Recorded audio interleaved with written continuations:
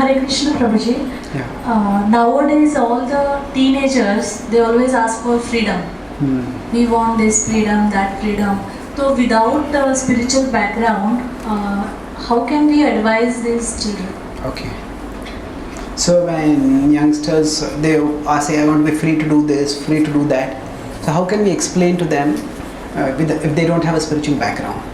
Yes, freedom is a natural desire of the heart. At the same time, we need to recognize that there are two kinds of freedom. There is freedom for and there is freedom from.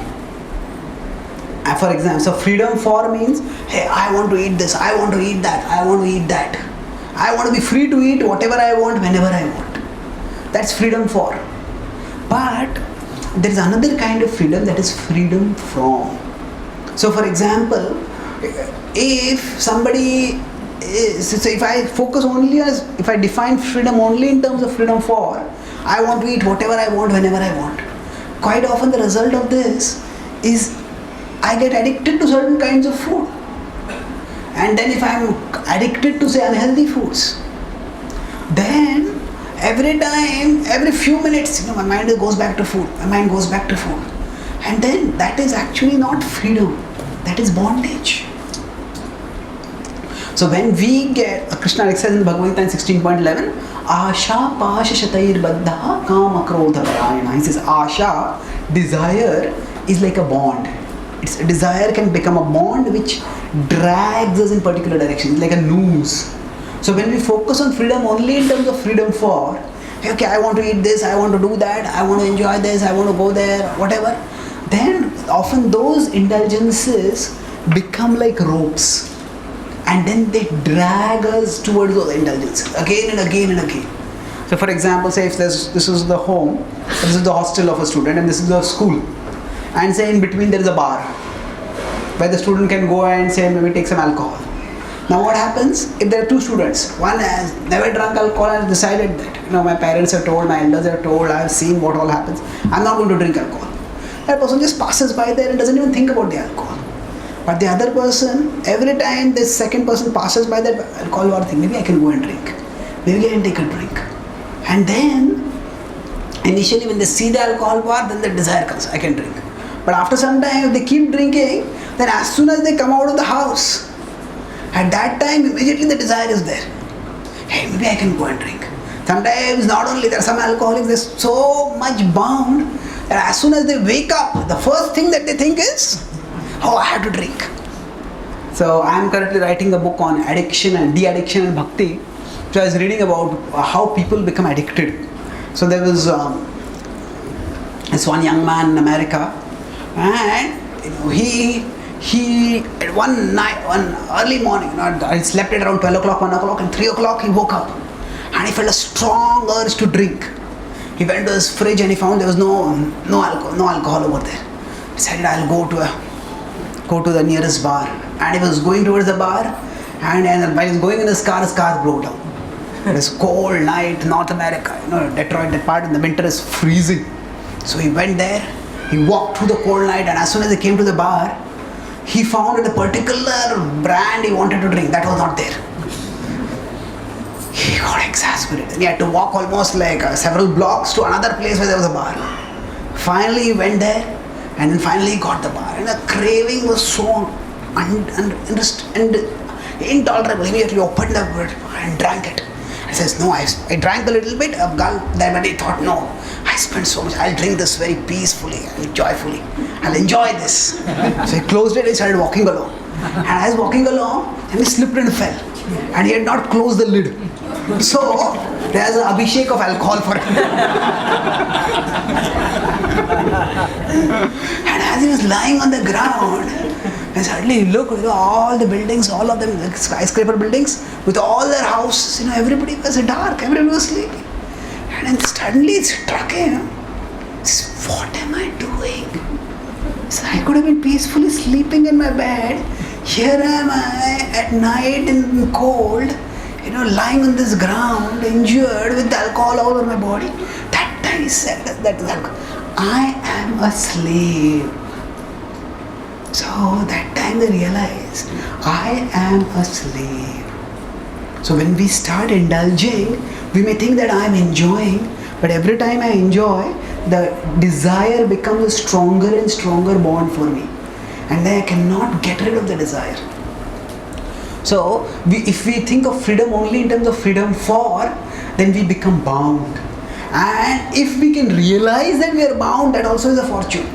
But our freedom is lost most when we have the illusion of freedom.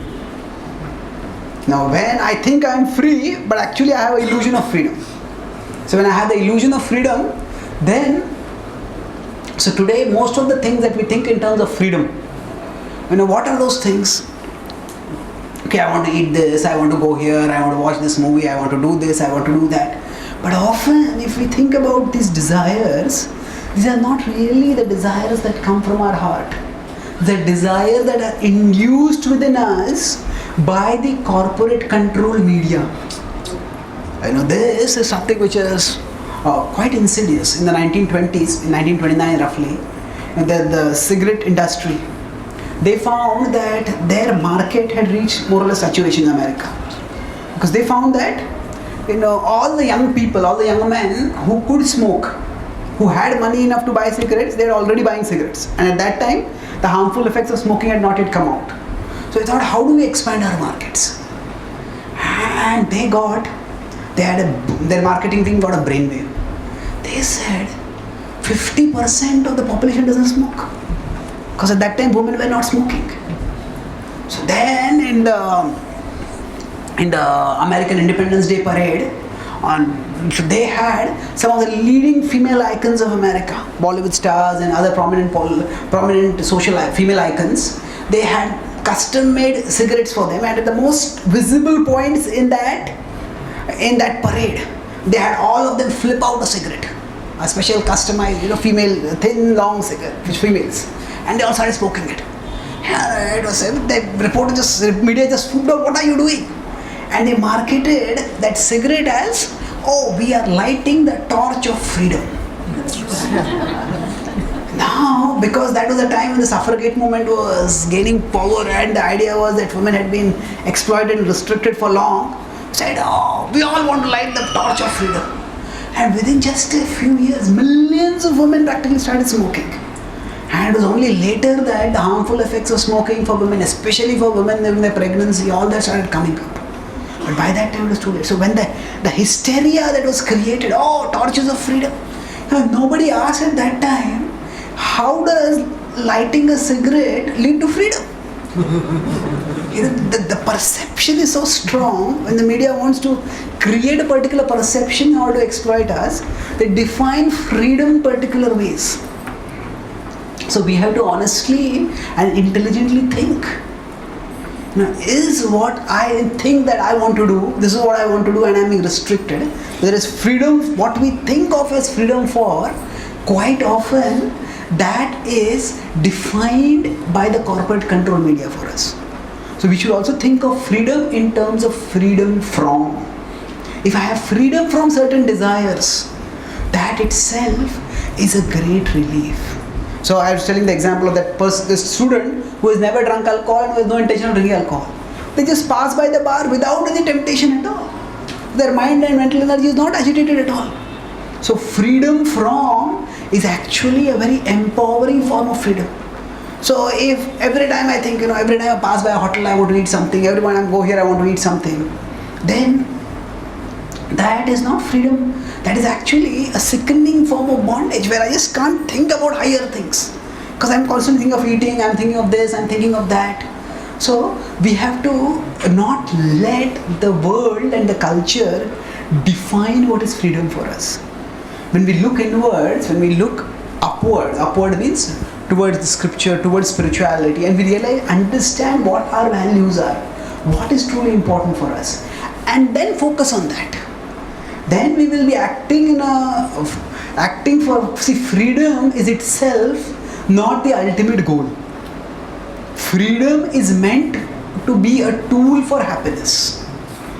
Freedom alone, we want freedom so that we can pursue happiness. But an alcoholic who has freedom, No, their freedom is hurting them. Many times when people become addicts, they go into rehabilitation clinics.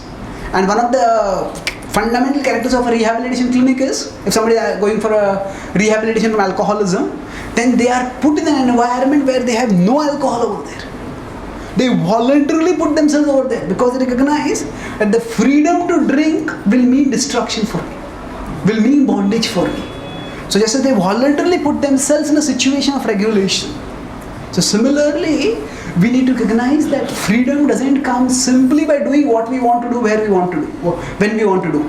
But freedom comes by understanding what is truly important for us and then developing the focus to do those things.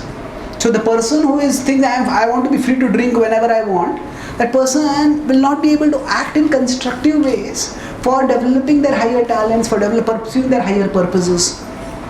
So rather than letting the corporate control media define freedom and freedom in terms of only for freedom to do this, freedom to do that, we can actually have an expanded definition of freedom where freedom from certain drives and cravings is also empowering, so that we have freedom for doing higher and nobler things in our life. So the rules don't necessarily bind us. Rules often free us to do higher things. Rules, they free us from lower cravings so that we can do higher things in our life. So freedom is not simply uninhibited, freedom is not simply indiscriminate self-expression. Freedom, and whatever I want to do, I'll do it. That is not freedom. Freedom means the facility to bring out the best within us. Suppose there is a music competition and people say that I want to be free to play whatever I want to play, and somebody never does any practice and just goes on the stage and is free to play what they want to play.